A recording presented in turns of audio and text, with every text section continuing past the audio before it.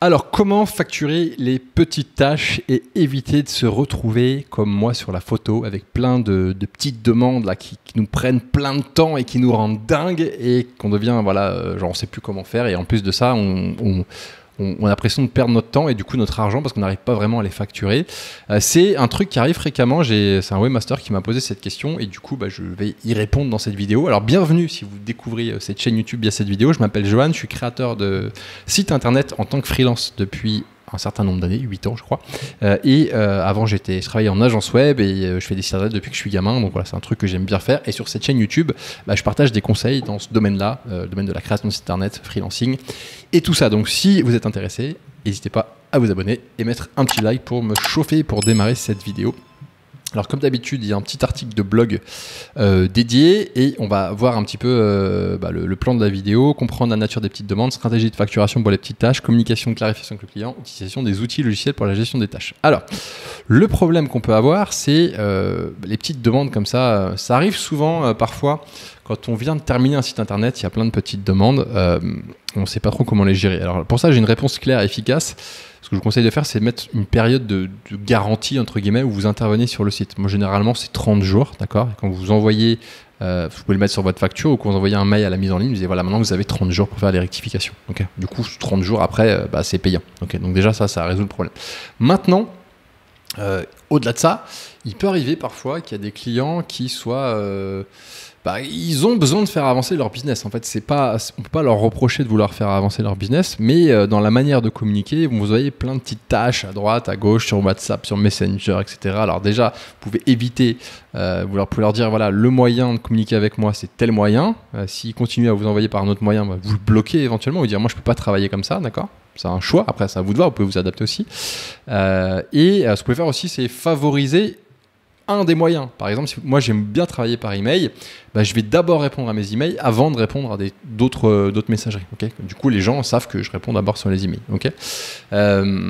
Ce que vous pouvez faire ensuite après, c'est caractériser ces petites tâches. Qu'est-ce que c'est ? C'est important de voir d'où ça vient.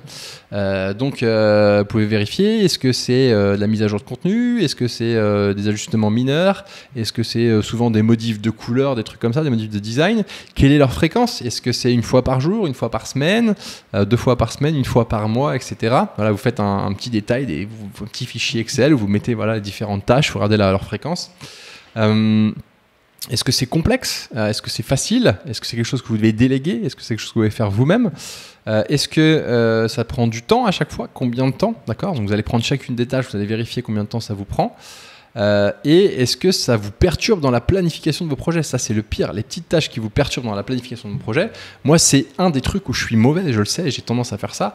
En fait, vu que je vis au Brésil, je dois aller voir mes mails le matin. Parce que moi, quand je me lève le matin, et je me lève à 5h quand même le matin, parce que je vais au sport et tout ça, mais bref, peu importe, je commence ma journée, et c'est déjà en France le matin, voire parfois midi, si je commence à 8h. Et en fait, il y a déjà des gens qui ont besoin de moi potentiellement, donc il faut que j'aille voir mes mails et parfois je rentre dans une boucle où je vais commencer à traiter les mails et je m'en sors pas et voilà, donc il faut arriver à se forcer, se mettre un cadre en se disant moment où je regarde mes mails, c'est ça. Je vous invite à aller voir, j'avais fait une vidéo sur la gestion des mails, vous cherchez sur la chaîne YouTube, vous trouverez, ou sur le blog. Et en fait, il faut se mettre un moment où vous répondez aux mails et mettre un moment où vous exécutez les choses, il faut séparer les deux, d'accord ? Si les petites demandes comme ça ont un impact sur la planification, c'est sans doute que vous gérez mal votre planning. Okay. Et c'est mon cas souvent. Voilà. Je vous dis parce que je peux en parler parce que je suis vraiment mauvais. Voilà. Et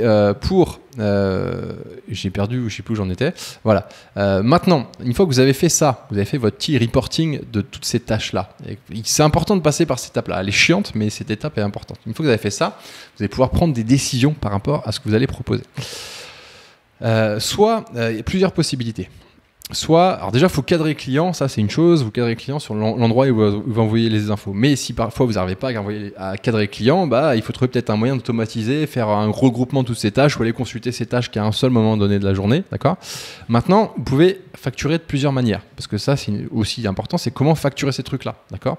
Soit vous êtes à même de facturer à la tâche, mais c'est très rare. Il faut que les tâches soient grandes. Par exemple, si la tâche elle dure la journée, ok. Une demi-journée, ok. 2 heures, ok. Une demi-heure, c'est compliqué de facturer à la tâche. Moi, je trouve en tout cas. Surtout si c'est récurrent. Donc vous n'allez pas facturer à la tâche. Okay. Ça dépend vraiment du truc. Si c'est une demi-heure tous les mois, bah, vous pouvez facturer à la tâche. Si c'est une demi-heure tous les jours, c'est compliqué. Okay. Voilà. Mais il faut en tout cas le noter quelque part. Vous pouvez facturer à l'heure. C'est-à-dire qu'il y a un client qui vous contacte, vous commencez et vous facturez à l'heure n'est pas finie, c'est pas grave, c'est facturé à l'heure parce que ce qu'il faut bien se dire, c'est que vous perdez de l'argent à changer de tâche tout le temps en fait. Vous perdez votre focus, il faut redémarrer, donc il vaut mieux regrouper les tâches. Vous pouvez regrouper toutes les tâches et facturer à l'heure. Et vous dites au client, la prochaine fois, tu regroupes tes tâches et je passe 1 heure, 2 heures dessus et je focus que sur toi, je serai beaucoup plus productif. Et tu perdras moins d'argent parce que je ferai tout d'un coup, j'ai pas besoin de changer, de revenir sur le code, partir, switcher, changer de site, revenir, répondre à un client. C'est comme ça qu'on perd plus de temps et c'est pas bon pour les deux en fait. C'est pas bon pour le client et pour vous. Et enfin, moi ce que je préfère, c'est le forfait mensuel. C'est-à-dire que ok, le client, il veut envoyer des trucs parce qu'il a des trucs comme ça qu'il veut envoyer tout le temps. Il veut pas réfléchir à faire un devis et vous non plus, ça vous ennuie de faire un devis à chaque fois. Et ben, forfait mensuel. Vous définissez un taux horaire, d'accord ? Ça peut être basé sur votre TJM. Vous utilisez un outil pour traquer votre temps. J'avais fait une vidéo là-dessus aussi où je vous invite à aller voir sur la chaîne YouTube. Ça s'appelait l'importance du temps, je crois. L'importance de traquer son temps. Vous allez traquer votre temps avec un outil comme Toggle. À la fin du mois, vous prenez le nombre d'heures, vous sortez le reporting, vous l'envoyez au client, vous faites une facture, nombre d'heures multiplié par votre taux horaire et vous envoyez. Personnellement, c'est comme ça que je fais. J'ai des clients qui me contactent régulièrement. Je dirais 3 fois par semaine, 4 fois par semaine, qui m'envoient des choses et je peux pas faire un devis à chaque fois, ça serait insupportable. Okay, donc on a défini un taux horaire. Et derrière, je facture au mois et tous les mois, c'est comme ça. Ce qui fait du coup un espèce de revenu récurrent. Voilà. Autre solution que j'ai oublié de décrire ici, ce que vous pouvez faire, c'est l'inclure dans un offre de maintenance. Par exemple, si vous vous rendez compte que c'est de l'ajout de contenu, quelqu'un qui envoie des contenus régulièrement, vous faites une offre d'ajout de contenu dans le cadre de votre maintenance qui va être peut-être par exemple 3 heures d'ajout de contenu par mois et puis vous facturez ce truc là tous les mois en automatique. Ça vous permet d'éviter aussi la facturation, vous faites une facture automatique, tout ça vous permet d'éviter cette partie là et le client il sait qu'il a 3 heures et vous passez 3 heures. Si ça dépasse, à vous de voir, soit vous reportez le mois d'après, soit vous changez le forfait et vous facturez en supplément. Voilà, dans tous les cas, tout ça, vous allez me dire oui, t'es bien gentil, mais comment je le dis au client et tout ça. En fait, il faut le dire, quoi. Il faut simplement parler. Il faut établir les termes de facturation. Donc, ça veut dire quoi établir ça ? Ça veut dire discuter clairement de votre méthode de facturation dès le début. Alors après, je dis dès le début, mais donc là, par exemple, expliquer que les tâches imprévisibles seront facturées à l'heure, ce qui est le cas, d'accord ? Mais vous allez me dire, ouais, mais dès le début, on l'avait pas prévu comme ça a changé et tout. Effectivement, ça arrive au début, des fois, on ne sait pas ce qui va se passer. C'est comme dans un couple, vous savez, on se met en couple, au début, c'est joyeux, et puis des fois, parfois, il y a des gens qui divorcent. C'est un peu pareil. C'est pas ce que je vous souhaite, mais en tout cas, on doit s'adapter. Et un truc qu'on a dit au début peut changer. Donc, vous pouvez très bien prévoir un rendez-vous avec le client en lui disant, il faut que je vous parle, ça va pas. Il n'y a rien de mal à ça. Hein. Le client, ce qu'il veut, lui, c'est d'avoir quelqu'un sur qui compter. D'accord, pour faire ce qu'il veut. Okay, et si vous lui dites, ok, je passe trop de temps, je perds de l'argent, je suis pas rentable, je foire mes autres projets à cause de tes demandes, j'ai besoin qu'on cadre les demandes. Donc vous pouvez par exemple prévoir un Trello avec le client pour qu'il cadre les demandes, ou alors vous lui dites d'envoyer à un endroit bien précis, un email bien précis avec une automatisation. Et de deux, qu'on change la facturation, qu'on fasse un truc à l'heure sur le mois et je t'ai fait une facturation par mois, etc. Et là, vous passez sur un autre système, d'accord, qui convient à vous de voir ce qui convient le mieux, mais voilà, vous pouvez passer là-dessus. Et enfin, vous pouvez clarifier les limites du service, c'est-à-dire je sais pas, je réponds pas sur WhatsApp après 18h par exemple, ou voilà, tout ce qui n'est pas dans le forfait, c'est un truc supplémentaire, ou alors ça dépasse la délai de garantie, bref voilà, il faut être clair en fait. Et en fait, le gros problème en général dans ce genre